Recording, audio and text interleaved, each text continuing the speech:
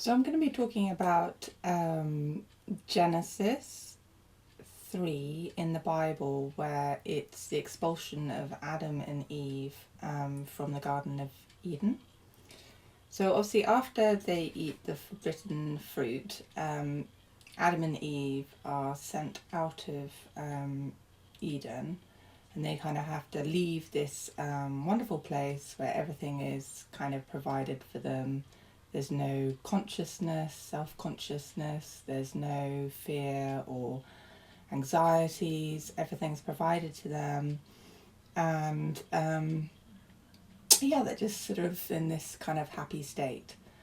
And they eat from the tree of knowledge, which was forbidden, and God punishes them. And the punishment is to banish them from Eden. So it's transferring from this happy, perfect kind of otherworldly existence within the Garden of Eden to the kind of temporal world which we inhabit today. So it's kind of the fallen state of mankind today in kind of the realities of the world.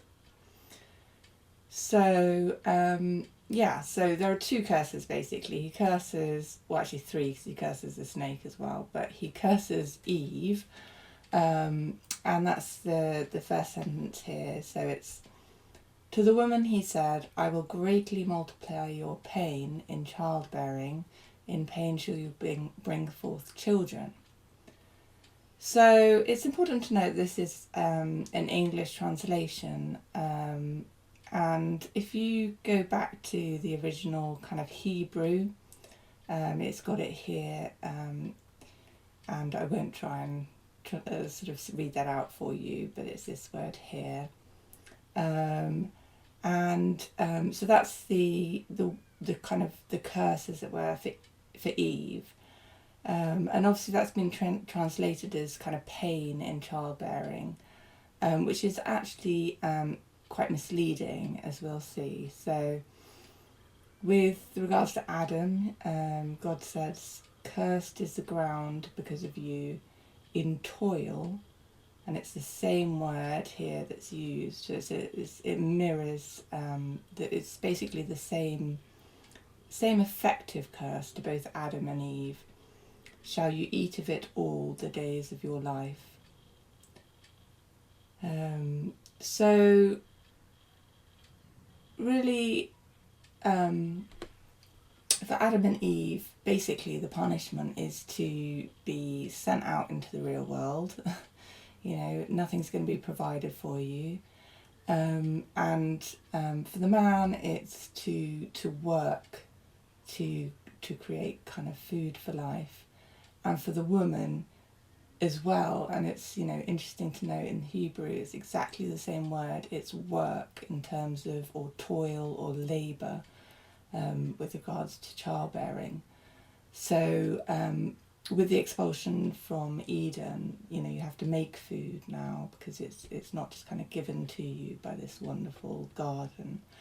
You have to make your food, and also you're kind of faced with mortality as well. So you've got the necessity to reproduce. So for men and women, it's the work really that is the punishment, and the kind of the hard gruel of life, to create food and to strive and to create the next generation as well. So that's kind of the world, as it were, the kind of the real world where we have to through our own efforts and through our own work to kind of achieve and thrive, which is kind of the fallen state. So it's just kind of drawing attention really to the fact that although it's in different domains, as it were, it's exactly the same word, to toil. So Eve has to toil or labour in childbearing, and Adam has to toil or labour in producing food. So this association with pain is not actually kind of within that original text and language. The language is around work. And for me, this really kind of resonates as like, you know, what labour is. You know, it's not a walk in the park or a picnic, you know, it's not kind of this Eden world, but it's kind of, it's genuine hard work that your body is doing, but in no sense is it kind of, you know, if everything's kind of going well and functioning well, it's not pain in the sense of, you know, breaking a leg or the kind of pain you feel when something goes wrong. And for me, I felt that helpful to kind of think of labour as it is work.